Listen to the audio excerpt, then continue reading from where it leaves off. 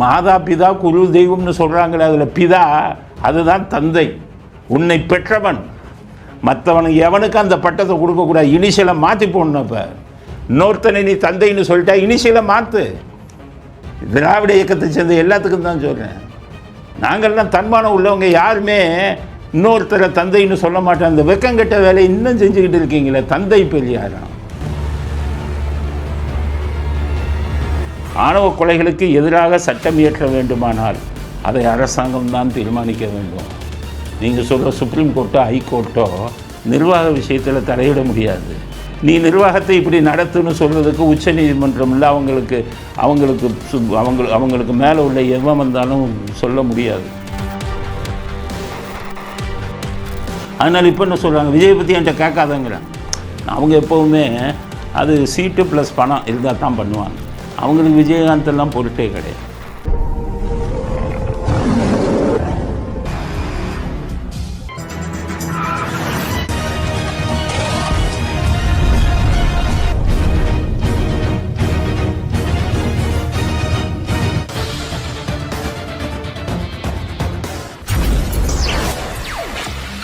வணக்கம்.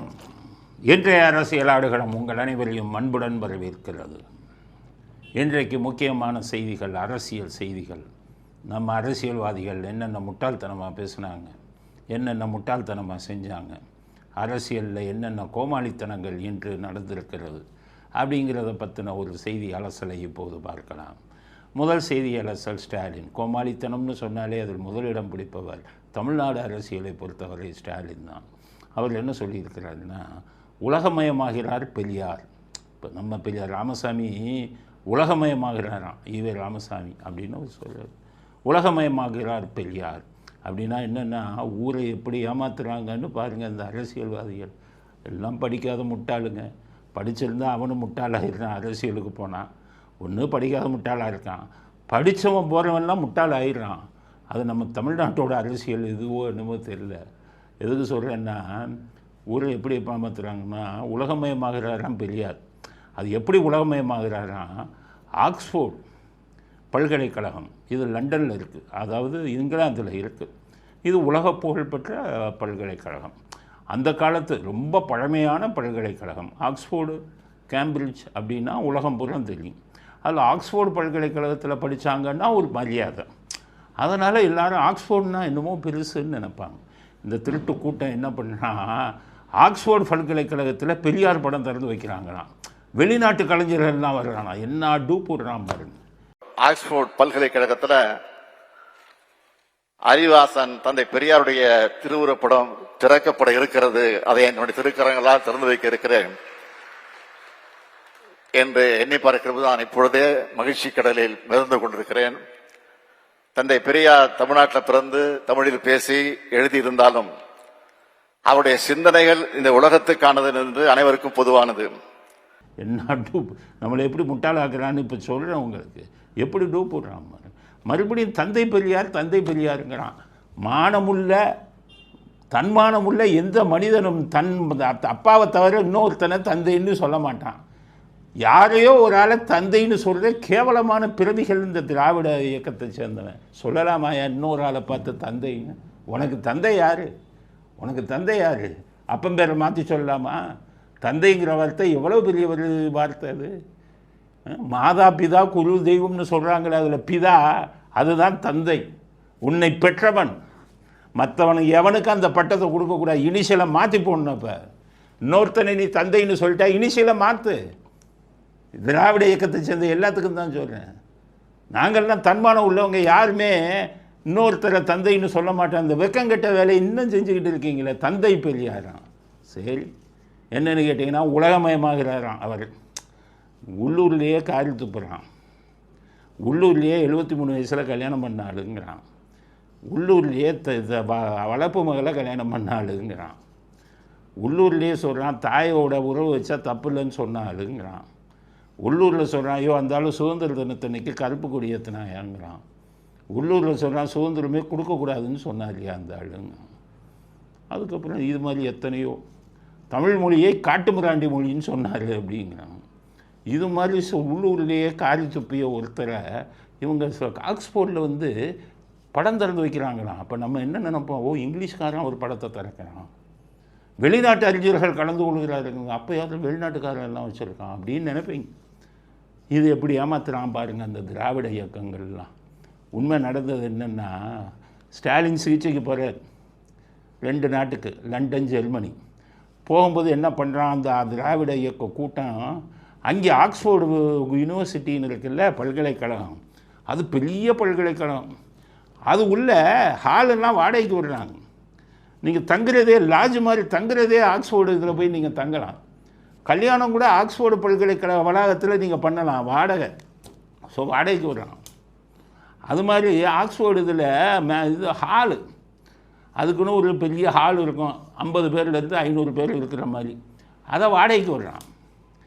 வாடகை எவ்வளவுனா நம்ம இந்திய இதுபடி, கரன்சி படி, இந்திய ரூபாப்படி எவ்வளவு மதிப்புனா 30,000 ரூபாயிலிருந்து 1 லட்சம் 2 லட்சம் ஒரு நாளைக்குன்னா அரை நாளைக்கு. நீங்கள் வேணுன்னா வெப்சைட்டில் போய் ஆக்ஸ்போர்டு யூனிவர்சிட்டி வெப்சைட்டுன்னு போடுங்க. அதில் போனீங்கன்னா உங்களுக்கு என்ன ரூம் வேணும்னு கேட்பான். இல்லை எந்த ஹால் வேணும், கல்யாணம் பண்ணணுமா, அவன் ஹால் வாடகைக்கு வரான். இல்லை ஏதாச்சும் விழா நடத்தணுமா, மீட்டிங் நடத்தணுமா, ஹால் வாடகைக்கு வரான். ஸோ 30,000லேருந்து 2 லட்சம். இந்த கூட்டம் என்ன பண்ணுறான், இவர் இங்கேருந்து போகிறார்ல, இதுக்கு ஸ்டாலின் போகிறார்ல, அங்கே என்ன பண்ணுறான், ஒரு ஹாலை பிடிச்சிட்டாங்க. 1 லட்சத்துக்கோ 2 லட்சத்துக்கோ ஒரு ஹாலை பிடிச்சி, இவங்களே ஒரு ஸ்டாலின் அங்கே போகிறதுனா அங்கே இப்போ ஒரு பெரியார் இதை படத்தை திறக்கிறாங்க இவங்களே. நம்மகிட்ட என்ன சொல்கிறாங்க, ஆக்ஸ்போர்டு யூனிவர்சிட்டியில் வெளிநாட்டு அறிஞர்கள் இதில் பெரியார் இது வந்து படம் திறக்கிறவங்க இவங்க, ஸ்டாலின் தான் போய் திறக்கிறார். வெளிநாட்டு அறிஞர்கள் பார்க்குறான்னா என்ன, இங்கிலீஷ்காரன் போகிறான் ஈவேராவை பற்றி அவ்வளோ பெருமையாக நினச்சிக்கிட்டு, மிகப்பெரிய சாதனையாளர்னு நினச்சிக்கிட்டு வெளிநாட்டு ஆளை வைக்கிறான்னு நினைக்கிறீங்க. வெளிநாட்டில் நம்ம தமிழர்கள் இருக்காங்க, அவங்களுக்கு கொஞ்சம் பேர் இந்த கூட்டத்துக்கு கூப்பிட்றான். இந்த கூட்டத்துக்கு கூப்பிட்டுட்டு நம்மளை எப்படி ஏமாத்துறான், ஆக்ஸ்போர்டு யூனிவர்சிட்டியில் பல்கலைக்கழகத்தில் படம் திறக்கிறாங்க. நம்மெல்லாம் முட்டாள். 50,000 ரூபா 1 லட்சம் ரூபாய்க்கு வாடகைக்கு ஆளை எடுத்துக்கிட்டு ஸ்டாலினே படத்தை திறந்துட்டு 2 புஸ்தகத்தையும் வெளியிடுறாங்க. 2 புஸ்தகத்தையும் வெளியிடுறாங்க. யார் புஸ்தகமா, ஈவேரா புஸ்தகம். எந்த புஸ்தகம்னு தெரியல. அதாவது இந்தியாவில் கிறிஸ்தவர்களும் இஸ்லாமியர்களும் இந்த நாட்டின் எதிரிகள்னு சொன்னார் விடுதலை பத்திரிக்கையில். அது சம்மந்தப்பட்ட புஸ்தகமா, இல்லை பட்டியலினத்து மக்களை வந்துக்கிட்டு கேவலமாக பேசினார், அது சம்மந்தப்பட்ட புஸ்தகமா? அது எதை பற்றி புஸ்தகம் இல்லை அவர் மனைவியை வந்து எப்படி சாமி கும்பிடக்கூடாதுன்னு சொல்லி சில வயது வாலிப இளைஞர்களை அனுப்பி மனைவி பின்னால் போய் கிண்டல் அடிங்க, அவள் கோயிலுக்கு போகக்கூடாதுன்னு சொன்னாங்க, அந்த அனுபவத்தை பற்றிய புத்தகமா? இல்லை எந்த புத்தகம் தெரியல, வளர்ப்பு மேலே கட்டின புத்தகமா, இல்லை மற்ற விஷயங்கள் அசிங்கமான விஷயங்களை சொன்ன புத்தகமானு சொல்லலை. ஆனால் 2 புத்தகத்தை வெளியிடுறாங்களாம். அவர் பற்றி வெளியிட்டால் தானே வெளியிட முடியும். இதை வந்து ஸ்டாலின் வந்து நம்ம தமிழ்நாட்டு மக்களுக்கு பெரியார் உலகமயமாகிறாராம். 1 லட்சம் ரூபா வாடகைக்கு ரூமை பிடிச்சிக்கிட்டு ஒரு 50-100 பேரை திமுக இங்கே இருக்கிற திமுககாரங்களை கூப்பிட்டு உட்கார வச்சுக்கிட்டு படத்தை திறந்துட்டு இந்த உலகமயமாகிறாருன்னு இப்படி சொன்னாங்கன்னா நம்மளாம் முட்டாளா? அதுதான் கேட்குறேன். இதுதான் நடக்குது. 2வது திருக்குறளையே மாற்றிட்டாங்க. என்ன திருக்குறள்னா, அதாவது 972வது குறள், பிறப்புக்கும் எல்லா உயிருக்கும் அப்படின்னு 972வது குறளில் வள்ளுவர் எழுதினார். அதில் என்ன சொல்கிறாருன்னா, பிறக்கும்போது எல்லா உயிர்களும் வந்து சமமாக தான் பிறக்குது, அவர்களுக்கு கிடைக்கக்கூடிய பெருமை வந்து அவர்கள் செய்யும் செயல்களாலும் அவர்கள் செய்யும் தொழில்களாலும் தான் அவங்களுக்கு பெருமையும் சிறுமையும் கிடைக்குது அப்படின்னு சொல்கிறார். அதாவது பிறக்கும்போது எல்லா மனுஷனாக தான் பிறக்கிறான், குழந்தையாக பிறக்கிறான். ஆனால் வளர்ந்து வந்ததுக்கப்புறம் நல்லது செய்கிறவன் நல்லவனாக போற்றப்படுகிறான், அயோக்கியத்தனை செய்கிறவன் அயோக்கியதான் ஆகிறான். ஆனால் பிறக்கும்போது எல்லோரும் சமமாக தான் பிறக்கிறாங்கன்னு சொல்லியிருக்காரு. எவ்வளோ உயர்ந்த குறள். இந்த குரலையே மாற்றிட்டாங்க. 2வது லைனை தூக்கிட்டாங்க. பிறப்புக்கும் எல்லா உயிர்க்கும் வச்சுட்டு 2வது வரி என்ன போட்டிருக்காங்கன்னா, பிறப்புக்கும் எல்லா உயிர்க்கும் பெரியாரியம் உலகத்தார் அனைவருக்கும். இது செத்துட்டாங்க. திருக்குறளில் திருவள்ளுவர் எழுதுன 2nd லைன் எடுத்துகிட்டு பெரியாரியம் உலகத்தார் அனைவருக்கும், அதாவது உலகத்தில் இருக்கிற அத்தனை பேரும் வளர்ப்பு பண்ண நான் கட்டணுங்கிறான். அந்த இதில் உலகத்தில் இருக்கிற அத்தனை பேர் 73 வயசில் கல்யாணம் பண்ணிட்டாங்கிறான். பெரியாரியம் உலகத்தார் அனைவருக்கும். அவர் சொன்னது இதுதானே. எல்லாம் நாட்டு தேச துறவிகளாக பெரியார் மாதிரி இருங்க அப்படின்னு சொல்கிறாங்க. அதுக்காகத்தான் பெரியாரியம் உலகத்தார் அனைவருக்கும். இந்த நாட்டை குட்டிச்சவராக இருக்கிறது இல்லாமல் தமிழ்நாட்டை இங்கிலாண்டிலேருந்து எல்லா நாடும் போய் நீங்களாம் அதை கற்றுக்கங்கடா அப்படின்னு சொல்லிட்டு பெரியாரியம் உலகத்தார் அனைவருக்கும் அப்படிங்க. திருக்குறளுக்கு உங்கள் அப்பா வந்துக்கிட்டு வள்ளுவர் கோட்டம் கட்டினாராம். திருவள்ளுவருக்கு வந்து கன்னியாகுமரியில் 130 அடி சிலை வந்து எம்ஜிஆர் தான் ஆட்சியில் ஃபவுண்டேஷன் போட்டாங்க, அடிக்கல் நாட்டினாங்க. மொரார்ஜி தேசாய் வந்து அடிக்கல் நாட்டினார். ஆனால் அந்த கூட்டம் ரொம்ப நாளாக சொல்லிக்கிட்டு இருக்கா, நாங்கள் தான் செலவு வச்சோம் 130 அடியில் அப்படிங்கிறாங்க. அதுக்கு வள்ளுவருக்கு இதெல்லாம் செஞ்சேங்கிறாங்க. வள்ளுவருக்கு இதெல்லாம் செஞ்சுன்ட்டு அந்த திருக்குறளில் இருக்கிற வரியை தூக்கிட்டு யார் வரியை போடுறான்? திருக்குறள் தங்கத்தட்டில் வைக்கப்பட்ட மலம்னு சொன்ன ஆளை 2வது வரியாக சேர்க்குறான். எவ்வளோ கேவலமான வேலை பண்ணுறாங்கன்னு பாருங்கள். திருக்குறளையே மாற்றணும். அவங்க பெரியார் ஈவேரா வந்து எனக்கு புரியலை. இந்த ஈவேராவை ஏன் அவங்க இவ்வளோ நாளை வச்சுக்கிட்டு தலையில் அடிச்சுக்கிட்டு இருக்காங்கன்னு புரியலை. முதலே சொல்லிட்டேன், தந்தைன்னு சொல்லும் போதே சொல்லிட்டேன். நல்ல பிறவியில் பிறந்தவர்கள் இன்னொருவனை தந்தை என்று சொல்ல மாட்டார்கள். சரி, அதை சொன்ன இப்போ உலக அளவுக்கு கொண்டு போகணும்னு சொல்லி ஊரை ஏமாற்றி ஆக்ஸ்ஃபோர்டு யூனிவர்சிட்டியில் ஒரு 1 லட்சம் 2 லட்சத்துக்கு ஒரு ரூமை வாடகைக்கு எடுத்து இவங்களே போய்கிட்டு படத்தை திறந்துட்டு இவங்களே அங்கே 50-100 வச்சுட்டு ஆக்ஸ்ஃபோர்டு பல்கலைக்கழகத்தில் பெரியார் படம் உலக கலைஞர்கள் எல்லாம் கலந்துக்கிறாங்க அப்படின்ட்டு இந்த மாதிரி கூத்தடிக்கிறாங்கன்னா இது உங்களுக்கு சொல்லணும்ல. நீங்கள் எல்லாம் பத்திரிகையில் படிச்சிங்களா? அப்போ பெரியார் உலகமயமாகிறார் ஸ்டாலின் சொல்லிட்டார அப்படின்னு ஏதோ ஆக்ஸ்ஃபோர்டு யூனிவர்சிட்டியில் அவருக்கு படம் திறக்கிறாங்க. நம்ம பேசுவோம்ல, முட்டாள்கள் நம்மளை முட்டாளாக்கணும். அந்த முட்டாளாக்குறதெல்லாம் அந்த சோஷியல் மீடியா காலத்தில் நடக்காது மிஸ்டர் ஸ்டாலின். சோஷியல் மீடியா சமூக வலைதளங்கள் உண்மையை எடுத்துரைக்குது எல்லாத்துக்கும். எல்லாருக்கும் நீங்கள் போடுற வேஷம் தெரிஞ்சு போச்சு. உலகமயமாக்குறதா உள்ளூர்லேயே காரி துப்புறாங்க, இங்கே போய் உலகமயமாக்குறது. இந்த விஜய் மாதிரி ஆளுங்களே அவருடைய கட் அவுட் வச்ச ஆளுங்களே மாறிட்டா இருப்பாருங்க. அவரை பற்றி உண்மை தெரிஞ்ச உடனே உலகத்தில் போய் தூக்கி தலை தூக்கி நிறுத்துவீங்களா? அதனால் உலகமயமாகிறார் பெருமா ஈவேரா ராமசாமிங்கிறதெல்லாம் கட்டுக்கதை, உள்ளூர்லேயே வேலை போகாத கேஸ் அது அப்படிங்கிறத, இந்த செய்தியை யாரும் நம்ப வேண்டாம் அப்படிங்கிறத அடுத்த கட்ட கருத்தாக பதிவு செய்கிறேன். அடுத்தது ஒரு வெளிநாடு போகிறார்ல, முதலீடுகளை ஈர்க்க போகிறார் அப்படின்னு சொல்கிறார். 10 லட்சம் கோடிக்கு வெளிநாட்டு முதலீடை ஈர்த்து விட்டேன்கிறார். நான் சொல்கிறேன், கணக்கு காமிங்க. சும்மா வாயில் மைக்கில் வச்சு பேசுனீங்கன்னா 10 லட்சம் கோடிக்கு வெளிநாடு முதலீடுகளை நீங்கள் ஈர்த்து விட்டீர்கள்னா எப்படி நம்புறது? கணக்கு காமிங்க, வெள்ளை அறிக்கை போடுங்க. அந்த 10 லட்சம் கோடி வெளிநாடு முதலீடுகளை ஈர்த்ததில் இங்கே நீங்கள் கொள்ளையடித்து நீங்கள் அங்கே வெளிநாடுகளில் போய் கம்பெனி ஆரம்பித்து அதில் எத்தனை கம்பெனி கணக்கு வருது? 10 லட்சம் கோடியில் உங்கள் கம்பெனிங்க கொள்ளையடிச்சது போது எத்தனை லட்சம் கோடி? அதைத்தானே ரொம்ப நாளாக கேட்டுக்கிட்டு இருக்கேன். நோபல் ஸ்டீல் பிரைவேட் லிமிடெட் எவ்வளோ கோடி? 1000 கோடி. நோபல் ஸ்டீல் பிரைவேட் லிமிடெட் நமது தமிழ்நாடு அரசாங்கத்துடன் புரிந்துணர்வு ஒப்பந்தம் போட்டது 1000 கோடி. இவர் சொல்கிற 10 லட்சம் கோடியில் அந்த 1000 கோடி அதுக்கு இயக்குனர் வந்து உதயநிதி. இப்போது அதுக்கப்புறம் உதயநிதியை மாற்றி இப்போது அன்பில் மகேஷை இயக்குனராக போட்டிருக்கிறீர்கள். அது உங்கள் கம்பெனி, அதுக்கு 1000 கோடி. அது இதெல்லாம் டிஎம்கே ஃபைல் 1 வருது. அண்ணாமலை கொடுத்தது. அவர் அப்படியே கொடுத்துட்டு அதோடு விட்டுட்டு போயிட்டார். எல்லாத்தையும் கொடுத்துட்டு விட்டுட்டு போயிட்டார் அவர். அதுக்கப்புறம் நீங்கள் வந்து ஜார்ஜ் பேங்க் லண்டனில் சபரீசன் பேரில் ஆரம்பித்ததுன்னு சொன்னார்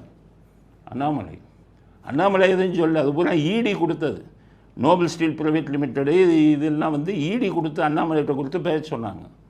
அதில் தான் அங்கே வந்துக்கிட்டு ஜார்ஜ் பேங்க், அந்த ஜார்ஜ் பேங்க்லேருந்து முதலீடு நீங்கள் கொள்ளையடித்த பணத்தில் எவ்வளோ முதலீடு பண்ணீங்க, இங்கே எவ்வளவு வெளிநாடுகளுக்கு வட்டிக்கு விட்டுருக்கீங்க, இந்த கணக்கெல்லாம் சொல்லுங்கள். 10 லட்சம் கோடி 10 லட்சம் கோடின்னு ஊரை ஏமாற்றிக்கிட்டு எவ்வளோ நாள் தான் சொல்லுவீங்க?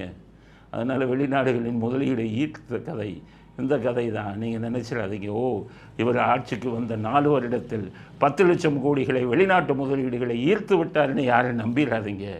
இதுதான் நடந்த உண்மை அப்படிங்கிறது அடுத்த கட்ட செய்தி. அடுத்தது விஜய் செய்திகள். டெய்லி விஜய் செய்தியில் சொல்லித்தான் ஆகணும். எல்லோரும் கோச்சுக்கிறாங்க. ஐயா நீங்கள் சப்போர்ட் பண்ணி பல தடவை சொல்லிட்டேன். நான் பேசுவையா, அதில் நல்லது வந்தால் சப்போர்ட்டுன்னு வரும், கெட்டது வந்தால் அது வரும். யார் நல்லது பண்ணாலும் உண்மை இருந்தால் நான் பேசுவேன்னு சொல்லிட்டேன். பாவம் பிஜேபிக்காரங்க குதிக்கிறாங்க ஐயா விஜயை பற்றி. அப்படியெல்லாம் உங்கள் கையால் இல்லைப்பா, நான் உங்களுக்கு ஏற்ற மாதிரி பேசக்கூடிய ஆள் நான் இல்லை. அதுக்கு வேறு வெப்சைட் இருக்குது, போங்க. நான் மனசில் எது படுதோ அதை பேசுவோம். இன்றைக்கி விஜய் செய்திகள் என்ன வந்திருக்கு? முதல் செய்தி அது விஜய்க்கு எதிரான செய்தி. விஜயின் தாவேக்கா உச்ச நீதிமன்றத்தில் வழக்கு போட்டிருக்காங்க. எதுக்குன்னா ஆணவ கொலைகளுக்கு புதிய சட்டம் இயற்ற வேண்டும் அப்படின்னு போட்டிருக்காங்க. ஆணவ கொலைக்கு எதிராக. இதில் என்ன உண்மை? இதில் விஜய் செஞ்சது தப்புன்னு சொல்கிறேன். ஏன் தப்புன்னு சொல்கிறேன்னா, ஆணவ கொலைகளுக்கு எதிராக சட்டம் இயற்ற வேண்டுமானால் அதை அரசாங்கம் தான் தீர்மானிக்க வேண்டும். நீங்கள் சொல்கிற சுப்ரீம் கோர்ட்டோ ஹைகோர்ட்டோ நிர்வாக விஷயத்தில் தலையிட முடியாது. நீ நிர்வாகத்தை இப்படி நடத்துன்னு சொல்கிறதுக்கு உச்ச நீதிமன்றம் இல்லை. அவங்களுக்கு மேலே உள்ள எவன் வந்தாலும் சொல்ல முடியாது. உச்ச நீதிமன்றத்துக்கு ஆட்சியை நடத்துவதில் இதைத்தான் செய்யணும். அதுதான் பாலிசி டெசிஷன்னு சொல்லுவாங்க. Policy decision can be made only by the executive, not by the judicial. நீ பாயவை தரக்கூடாது, நீ இந்த சட்டம் போடுன்னு சொல்ல முடியாது. எவனோ சட்டம் தெரியாதவன் விஜய்கிட்ட சொன்னாராம். இல்லை விஜயே இதில் இப்போ பப்ளிசிட்டி வந்துக்கிட்டோம். இந்த சில அரசியல் கட்சிகள் பண்ணிக்கிட்டு இருக்கான்ல, அவங்ககிட்டலாம் நம்ம ஜாதி ரீதியாக ஒரு பப்ளிசிட்டி வரட்டுங்கிறதுக்காக இந்த வழக்கை போட்டாரா அப்படிங்கிறது தெரியலை. விஜய் போட்டது சட்டப்படி அது தப்பான ஒரு வழக்கு. அதுக்கு சுப்ரீம் கோர்ட்டு கொடுக்க முடியாது. ஆனால் சுப்ரீம் கோர்ட்டு இப்போ என்னென்னத்தையும் கொடுத்துக்கிட்டு இருக்கோம். கவர்னரையே கேள்வி கேட்குறான், ஒரு ஜனாதிபதியே கேள்வி கேட்குறான். வாழை ஒட்ட நிறுத்துறதுக்கு அரசியல்வாதிகளுக்கு தைரியம் இல்லை. அதனால் ஒரு வழக்கு போட்டிருக்கார். என்னென்னு கேட்டிங்கன்னா, ஆணவ கொலைகளுக்கு எதிராக சட்டம் இயற்ற சொல்லி அரசாங்கத்துக்கு அறிவுரை வழங்க வேண்டும். அறிவுரை வழங்க முடியாது, அதுக்கு அதிகாரம் இல்லை. அரசாங்கம் தான் அந்த முடிவு எடுக்க வேண்டும். அரசாங்கம் ஏன் முடிவு எடுக்காமல் இருக்காங்க? ஆணவ கொலைகளை பற்றி இன்னும் அவருக்கு ஜல்லியாக தெரியல விஜய். ஆணவ கொலைகள்ங்கிறது அது பல தரப்பட்ட ஒரு விஷயம். நான் ஏன் அதை பற்றி இவ்வளோ பேசுகிறேன்னா, நான் டிடெக்டிவாக இருந்தேன், வழக்கறிஞராகவும் இருந்தேன். இந்த டிடெக்டிவாக இருக்கும்போது பல வழக்குகளை, திருமணம் சம்பந்தப்பட்ட வழக்குகளை ரகசிய விசாரணை செய்த அனுபவம் எனக்கு 20 ஆண்டு காலம் உண்டு. அதற்கப்புறம் குடும்ப நல கோர்ட்டில் வழக்கறிஞராக இருந்து அந்த நிறைய விவாகரத்து வழக்குகளை எடுத்து விவாதித்த அனுபவம் எனக்கு உண்டு. அதில் தான் இதை பற்றி சொல்கிறேன். ஆணவ கொலைகள் அப்படிங்கிறதுக்கு பல பரிமாணம் இருக்குது. அதுக்கு சட்டம் போட்டு உடனடியாக பண்ண முடியாது. விவரம் தெரியாத படிக்காத அரசியல்வாதி சொல்லிக்கிட்டு இருக்கான். அவனுக்கு ஒரு இடமும் தெரியாது, படிக்கான். இல்லைன்னா படித்தவன் முட்டாளாக இருப்பான். சொன்னேன்ல. ஏன்னு கேட்டிங்கன்னா, நம்ம தமிழ்நாட்டில் நடக்கிற ஆணவ கொலைகளுக்கு பல விஷயம் இருக்குது. இங்கேயே அரசியல்வாதி குரூப்பில் இருந்துக்கிட்டு நாடக காதலை தூண்டி விட்டான். அதில் தான் வந்தது ஆணவவாதி கொலைகள் அதிகமாக. அதுக்கப்புறம் தான் இப்போ அது பெரிய பிரச்சனை ஆகி, அதாவது திட்டமிட்டு இந்த பொண்ணை காதலி, இந்த பொண்ணை போய் பின்னாடி ஃபாலோ பண்ணு, இந்த பொண்ணுங்களை இது பண்ணு, பல வழக்கு. எனக்கு வந்தாலும் சகித்து கொள்ள முடியாத சில வழக்குகள்லாம் சொன்னேன்னா எல்லாத்துக்கும் தலை சுற்றி. அந்த பெண்ணையும் கல்யாணம் பண்ணிட்டு, அது ஒரு உயர் ஜாதி பெண்ணு, பாவம். உயர் ஜாதி பெண்ணுன்னா ஆதிக்க ஜாதி இல்லை. அவங்க அந்த பெண்ணையும் கல்யாணம் பண்ணிட்டு அந்த பெண்ணோட தங்கையும் மிரட்டுறாங்க. வந்தது என்கிட்ட வழக்கு. அந்த பெண்ணோட தந்தையும் இது பண்ணி, வா இங்கே வா கல்யாணம் பண்ணு. இதனால தான் இந்த நாடக காதலில் தான் அந்த ஆதிக்க இதெல்லாம் ஆணவ கொலை வந்தது. ஆனால் நான் என்ன சொல்கிறேன்னா, அந்த ஆணவ கொலைகள் நடக்கிறதுக்கு வெறும் ஜாதி மட்டும் பிரச்சனை இல்லை. எல்லோரும் புரிஞ்சுக்கோங்க. என்னுடைய அனுபவத்தில் சொல்கிறேன். 20 வருட அனுபவம். டிடெக்டிவாகவும் வழக்கறிஞராகவும் நான் பார்த்ததில் சொல்கிறேன். நான் ஜாதியை பற்றியே பேசலை, ஜாதி உணர்வுகளோடு நான் பேச விரும்பலை. நான் பேசுகிறதுல மனசாட்சி தான் இருக்குது. பல விஷயம் அங்கே உள்ளே இருக்குது. பெரும்பாலான ஆணவ கொலைகள், நான் என்ன கேட்குறேன், விஜய் சொல்கிறார் ஆணவ கொலைக்கு சட்டம் கொண்டு வரலாம். ரைட் சொல்கிறீங்கல்ல. உங்கள் வீட்டிலும் உங்களுக்கு பெண் இருக்குது. அந்த பெண் ஒரு பட்டியலினத்து பையனை கல்யாணம் பண்ண விரும்புகிறாங்க. அந்த பையன் உங்கள் பெண் படித்த படிப்புக்கு இணையாக படிக்காமல் இருந்தால் நீங்கள் வெறும் காதல் திருமணம்ங்கிறதுக்காக உங்கள் பெண்ணை கல்யாணம் பண்ணி கொடுத்துருவீங்களா? கேட்குறேன். பண்ணிடுவீங்களா? உங்கள் பொண்ணுக்கு பொருத்தமாக படிக்கவில்லை, உங்கள் பொண்ணுக்கு பொருத்தமான அளவுக்கு அவன் சம்பாதிக்கவில்லை, அவனுக்கு பல கெட்ட வழக்கங்கள் இருக்குது. இல்லை நான் கலப்பு திருமணத்தை ஆதரிக்கிறேன், பண்ணி கொடுத்துருவீங்களா? அப்போ இங்கே நீங்கள் ஜாதியவா பார்ப்பீங்க? நீங்கள் பார்ப்பது மற்ற விஷயங்கள் தானே. இப்படித்தான் பல இடங்களில் ஒரு ஐஏஎஸ் படித்த பைவர் இருக்காருன்னு வச்சுக்கோங்க, பட்டியலினத்தை சேர்ந்தவர், யாராச்சும் முடியாதுன்னு சொல்லுவானா? உடனே கும்பிடு போட்டு கல்யாணம் பண்ணி கொடுத்துருவான். ஆக அங்கே திருமணங்களை நிச்சயம் செய்வது என்னென்னா, எவன் கால் செய்கிறானோ அவன் ஃபினான்ஷியலாக பண வசதிகள் அதிகமாக இருந்தால் ஜாதி மறைஞ்சு போகும், நல்ல பதவியில் இருந்தால் ஜாதி மறைஞ்சு போகும், நல்ல ஒழுக்கமுள்ளவனாக இருந்தால் ஜாதி மறைஞ்சு போயிடும். இதுதான் ஜாதிய கொலைகள் பல விஷயத்துக்கு காரணம். அதில் ஜாதியும் ஒரு காரணம். விஜய் நீங்கள் அதை வச்சுக்கிட்டு எல்லாவங்களுக்கும் இது காதலிக்கிறவங்களை நீங்கள் பண்ணிட்டு போனீங்கன்னா, பெண் பிள்ளைகளை பெற்றவன் எவனும் உங்களுக்கு ஓட்டு போட மாட்டான் சொல்லிடுறேன். பெண் பிள்ளைகளை பெற்றவன்லாம் வயிற்றில் இதை வச்சு கட்டிக்கிட்டு இருக்கான். பல வழக்குகள் எல்லாம் நான் பார்த்துருக்கேன். 5500 வழக்குகள் ராயபுரம் ரெஜிஸ்டர் ஆஃபீஸில் ரெஜிஸ்டர் பண்ணால் டீட்டெயில் பூரா எனக்கு தெரியும். என்ன நடந்தது, எப்படி திருமணம் நடந்தது. அதான் முட்டாள்கள் மாதிரி புரோக்கர் வேலை பார்த்துக்கிட்டு பண்ணி கொடுக்க போகிறேன்லாம் அரசியல்வாதிகள் கீழ்த்தரமாக சொல்லிக்கிட்டு இருக்கீங்களேன்னு தான் அண்ணாமலையும் இந்த கம்யூனிஸ்ட்காரங்களையும் நான் திட்டுனதுக்கு காரணம். உங்களுக்கு வாழ்க்கையோட இதை புரியலையா அப்படிங்கிறதுக்காகத்தான் நான் அதை சொன்னேன். ஜாதிக்கு எதிரானவர் நான் கிடையாது, ஆனால் சமூக பிரச்சனைகள் அங்கே இருக்குது. இந்த சமூக பிரச்சனையெல்லாம் செய்யாமல் நீங்கள் பாட்டுக்கு விஜய் போட்டுக்கிட்டு கேஸை போட்டுக்கிட்டு ஆதிக்க கொலைகளை ஆணவ கொலைகளை பண்ணணும்னு சொன்னீங்கன்னா, ஆணவ கொலை நடந்தால் தண்டனை தான் இருக்க, தூக்கு. கம்யூனு இப்போ கொலை பண்ண அந்த பையனுக்கு தூக்கு, இல்லைன்னா ஆயுள் முழுவதும் சிறை. இதை விட கடுமையான சட்டத்தை என்ன ஏற்ற போகிறீங்க? வேணா என்ன கொண்டு வர்றீங்க தெரியுமா? நீங்கள் சட்டம் கொண்டு வந்தால் என்ன கொண்டு வரலாம் தெரியுமா? அது இது வந்துக்கிட்டு காதல் திருமணத்தை எதிர்த்தா அந்த பெற்றோர்களுக்கு சிறைன்னு கொண்டு வருவீங்க. கொண்டு வந்து பாருங்கள். ஏற்கனவே பிசிஆர்னு ஒரு சட்டம் இருக்குது. அந்த சட்டத்தில் எவ்வளோ பொய் வழக்குகள் போடப்பட்டிருக்குது தெரியுமா? எத்தனை அப்பாவிகளை வாயை திறந்து பேசாதவங்கெல்லாம் என் ஜாதியை சொல்லி திட்டுனாங்கன்னு எத்தனை வழக்குகள் பதிவு செய்யப்பட்டிருக்கு தெரியுமா? எத்தனை பேர் அதில் பாதிக்கப்பட்டிருக்காங்க தெரியுமா? ஒரு சட்டத்தை போடுறதுன்னு முக்கியம் இல்லை, அந்த சட்டம் தவறாக பயன்படுத்தப்படுமாங்கிறதெல்லாம் யோசிக்கணும் மிஸ்டர் விஜய். ஒரு கட்சிக்கு தலைவரை நீங்கள் வருங்காலத்தில் ஆட்சியை ஆட்சியை பிடிக்கணும்னு நினைக்கிறீங்க, முதல்வர் ஆகணும்னு நினைக்கிறீங்க. இந்த பிரச்சனைகளை எல்லாம் உங்கள் அணுகுமுறைப்படி இருக்கக்கூடாது. ஒரு பகுதியினர் நமக்கு ஓட்டு போடுவாங்கங்கிறதுக்காக நீங்கள் இந்த மாதிரி கொண்டு போனீங்கன்னா, பெண் பிள்ளைகளை பெற்றவர்கள் யாருமே உங்களுக்கு ஓட்டு போட மாட்டாங்க. அதனால் நீங்கள் போட்ட வழக்கை சுப்ரீம் கோர்ட்டு சட்டம் ஏற்றுன்னு சொல்வதற்கு அவர்களுக்கு அதிகாரம் இல்லை. இதை சமுதாயத்தில் தான் நம்ம சமூகத்தில் மக்களுக்கு விழிப்புணர்வை உருவாக்கி பண்ணணும். என்ன தான் விழிப்புணர்வு உருவாக்கினாலும், கல்யாணம் பண்ணுறவன் லவ் பண்ணுறவன் நல்லவனாக இல்லாத பட்சத்தில், தருதலையாக இருக்கும் பட்சத்தில், போதைக்கு அடிமையானவனாக இருக்கும் பட்சத்தில், டாஸ்மாக்கு அடிமையாக இருக்கும் பட்சத்தில், வேலையே இல்லாமல் சுற்றுறது பட்சத்தில், எந்த பெண்ணின் பெற்றோர்களும் வெறும் ஜாதியை வச்சுட்டு அவனுக்கு கல்யாணம் பண்ணி கொடுக்க முடியாது. ஜாதிக்கு பயந்து கல்யாணம் பண்ணி கொடுக்க முடியாது. எதையும் வெளிப்படையாக பேசக்கூடிய குணம் எனக்கு உண்டு. அதனால் இதில் எந்த ஜாதிக்கும் ஆதரவாகவும் எந்த ஜாதிக்கும் எதிராகவும் நான் இதை பேசலை. காரணம், நானே கலப்பு திருமணம் பண்ணவன் தான், ஜாதியை பார்த்து பண்ணலை. அதனால் கலப்பு திருமணத்துக்கு நான் எதிரானவன் அல்ல அப்படிங்கிறத புரிஞ்சுக்கங்க.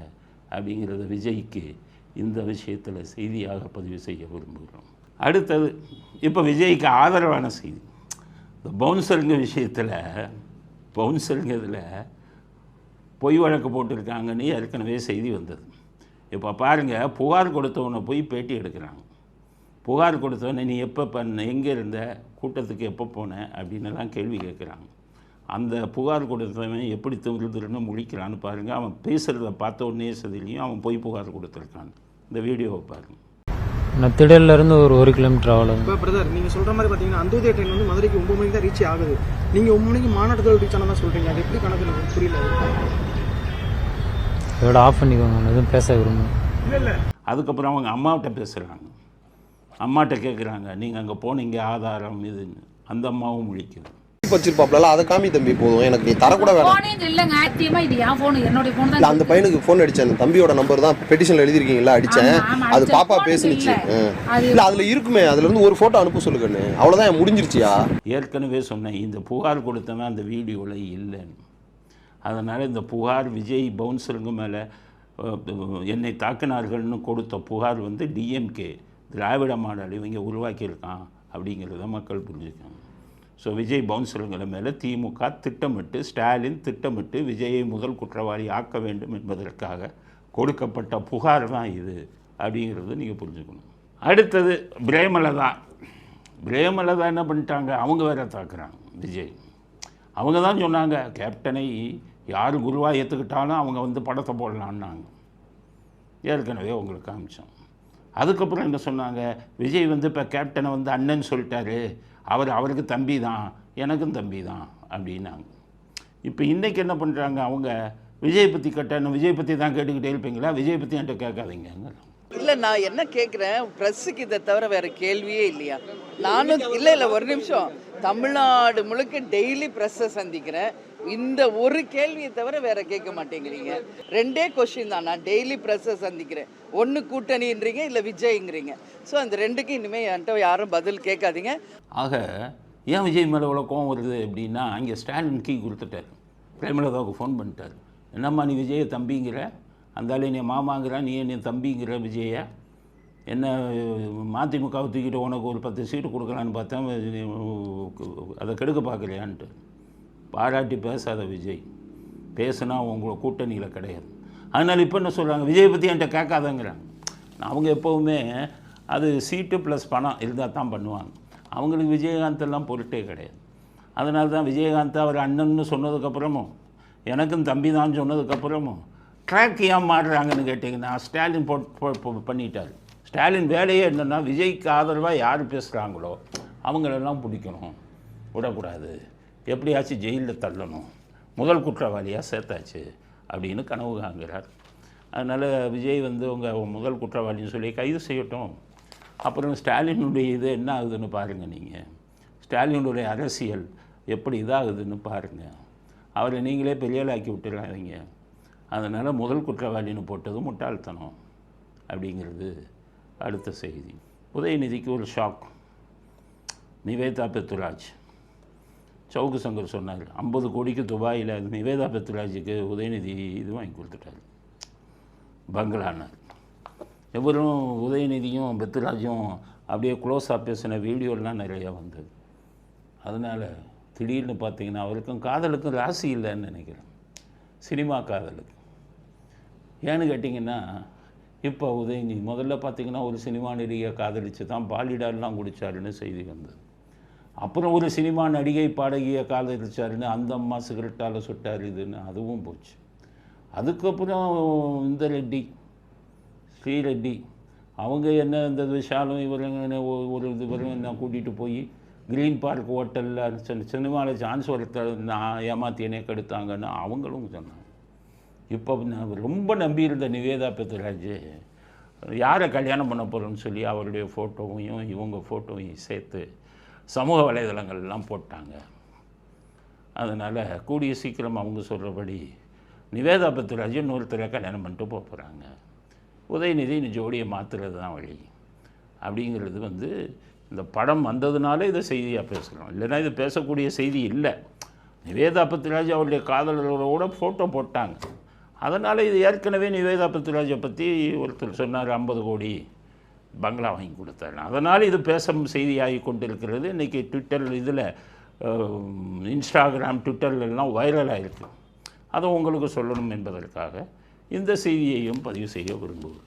அடுத்தது நம்ம ராகுல் காந்தி 4300 கோடி பிஜேபி சில அரசியல் கட்சிகள் நன்கொடை வாங்கியிருக்காங்கங்கிறது. குஜராத்தில் இருக்கிற சில அரசியல் கட்சிகள் பிஜேபியை தான் சொல்கிறது 4300 கோடி அப்படிங்கிறது. அரசியல் கட்சிகள் பூரா அயோக்கியத்தனம் பண்ணிக்கிட்டு தான் இருக்காங்க. ராகுல் காந்தி கட்சி காங்கிரஸ் பண்ணாத அயோக்கியத்தனமாக.